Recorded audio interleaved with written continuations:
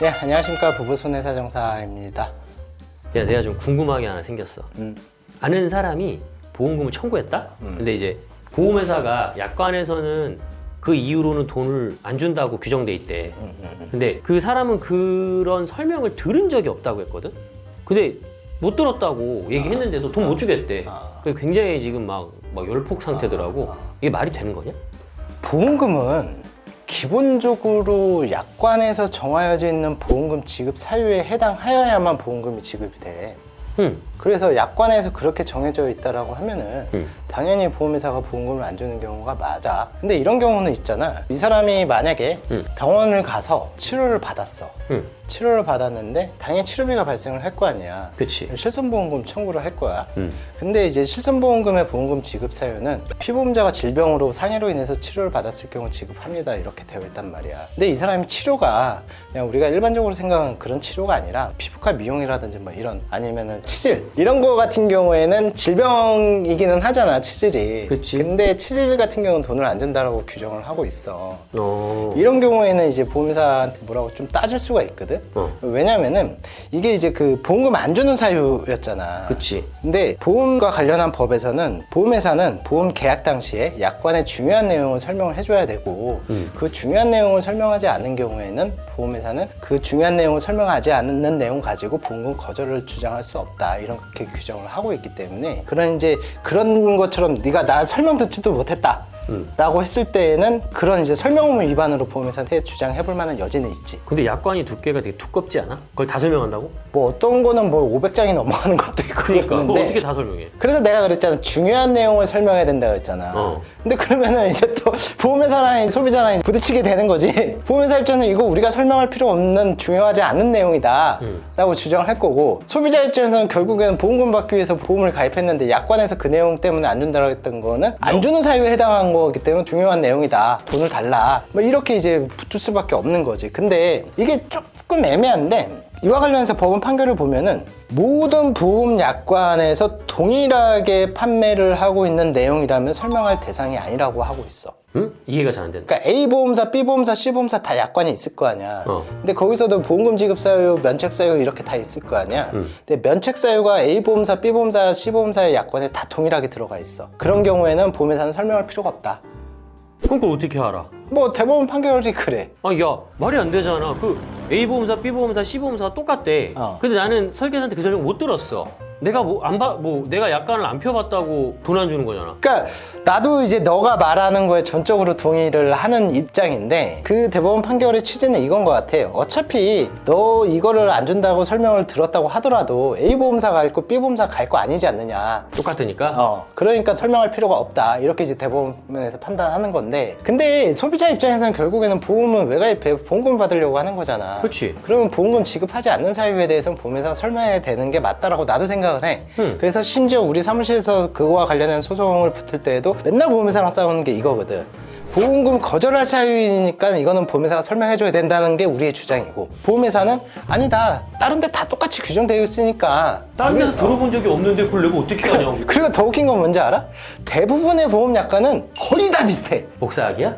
거의 다 비슷해. 왜냐면 금융감독원에서 인허가 받아가지고 하는 거기 때문에 거의 다 비슷해. 야, 생각을 해봐라. 그래, ABC 보험사 똑같은 거 알겠어. 근데 내가 무슨 보험을 이틀 전에 계약을 했어. 그럼 기억하겠지. 근데 내가 지금 내 보험도 와이프랑 결혼할 때 가입한 건데 거의 10년 됐는데 10년 전에 걔가 설명을 한다고 내가 어떻게 기억해? 그러니까 이거는 이제 설명 의무와 관련해서 보험회사랑 싸우는 두 번째 테마인데, 하나는 우리가 방금 얘기했던 것처럼 중요한 내용에 해당하느냐 안 하느냐 이거인 거고, 중요한 내용에 해당한다고 쳤을 때는 두 번째는 그러면 보험회사가 설명을 했느냐, 이 두 가지 부분의 싸움이 나는 건데, 네가 지금 물어본 거는 두 번째에 대해서 이제 물어본 건데, 일단은 원칙적으로 설명을 우리가 계약자들이 일반 소비자들이 그냥 전화해가지고 보험사한테 나 설명 못 들었으니까 돈 줘요 그러면 보험사 다 줄 수는 없는 거잖아. 뭐 걔도 내 말만 믿고 주진 않겠지. 그치. 그렇기 때문에 보험회사가 본인들이 설명을 했다라는 사실에 대해서 입증을 해야 되거든. 뭘로 하냐 얘는? 너 그런 전화 받지 않냐? 뭐 어디랑 제휴돼가지고 무슨 보험입니다, 이번에 좋은 상품이 출시됐으니 가입하세요, 뭐 이런 전화 받잖아. 그런 경우는 설계사 안 만나잖아. 안 만나지. 전화로만 하잖아. 아, 녹취? 그렇지. 그래서 그 전화 녹취에서 중요한 내용이 들어가 있고 네가 알겠습니다 예라고 대답했다라면은 기본적으로는 보험회사는 그걸 가지고 설명문을 이행했다고 할 수가 있어. 내가 만약에 종이로 서명했으면 네가 지금 정답을 얘기했잖아. 아니 근데 설명을 못 들었어. 내가 설명 못 들었는데 여기 사인하래. 그럼 난 시킨 대로 사인했어.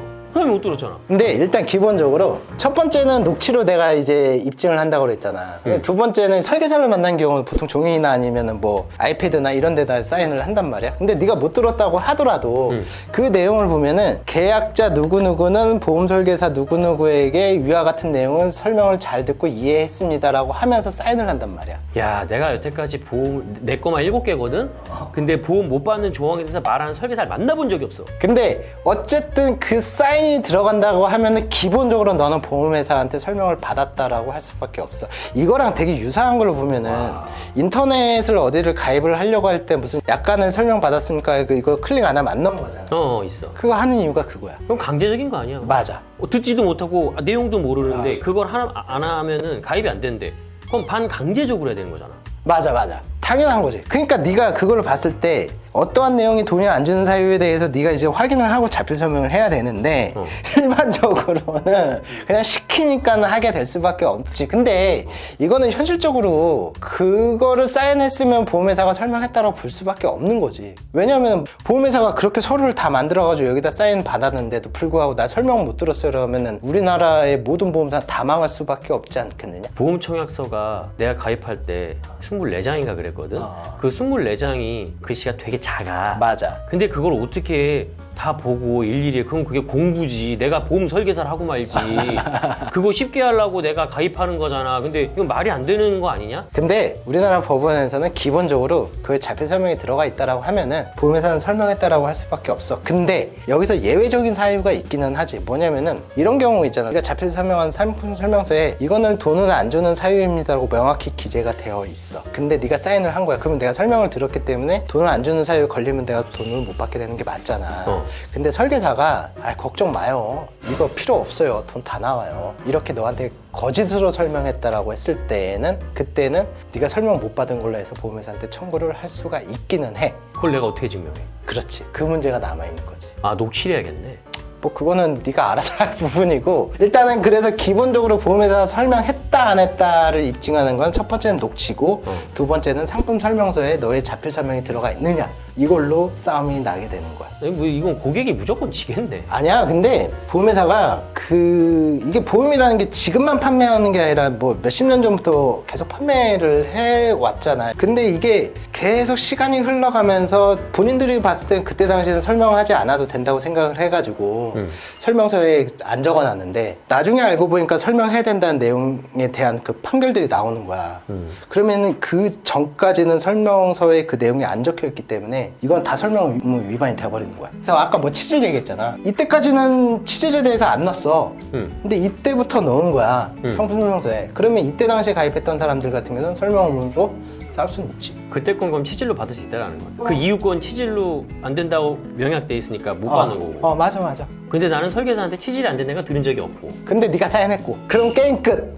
야. 더 이상 얘기하지 마. 어쩔 수 없어 그거는. 보험회사 못했다. 근데 어쩔 수 없어. 내가 아까도 얘기했듯이 뭐 그거를 다 일일이 다 설명을 한다라고 하는 경우는 실제 네가 보험 가입할 때 그렇게 한 5시간, 6시간씩 앉아가지고 계약을 하겠냐? 너 뭐 한 돈 500만 원씩 내는 계약이면 하지 않을까? 매달이라면 매달 500. 그렇지. 뭐 그러면은 그럴 수도 있겠으나 대부분의 경우 그렇게 하지는 않는단 말이야. 이미 어느 정도 다 얘기를 끝내놓고 그냥 사인할 테니까 갖고 오세요라고 하기 때문에 실질적으로는 뭐 보험회사가 나빴다라고 할 수는 있겠지만 이건 보험회사뿐만 아니라 어떠한 약관을 사용하고 어떠한 약관에 대한 설명 의무가 발생하는 사업자들은 다 똑같이 하기 때문에 그걸 보험회사가 나빴다고 할 수는 있는 건 아니야.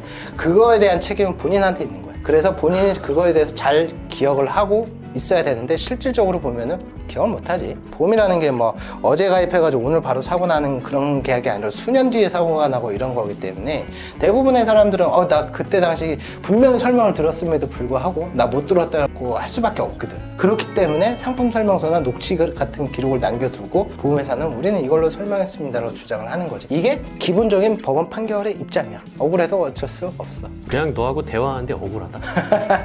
근데 설명이라는 거는 기본적으로 이제 그 계약자가 보험회사가 보험을 가입하면서 예측하지 못한 손해를 입는 것을 방지하기 위함이기 때문에 본인이 이제 뭐 보험에 대해서 잘 몰라서 가입을 했다고 하더라도 모든 사람이 다 모른다, 모든 사람이 다 잘 안다, 이걸 기준으로 잡을 수가 없습니다. 그래서 상품 설명서나 녹취 기록이나 이런 부분에 대해서 그 해당 분쟁이 되는 내용이 들어가 있다라고 하고 자기의 자표 설명이 들어가 있다라고 한다면은 설명 의무 위반으로 좀 다투기는 어렵고요. 만약에 그런 내용이 없음에도 불구하고 보험회사가 주장을 하면서 보험금을 안 주겠다라고 했을 때는 보험회사에게 설명 의무 위반으로 주장할 수도 있으니까 그 부분은 꼭 확인을 해보시는 게 좋을 것 같습니다.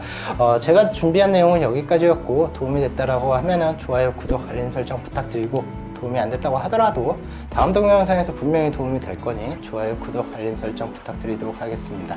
예, 감사합니다.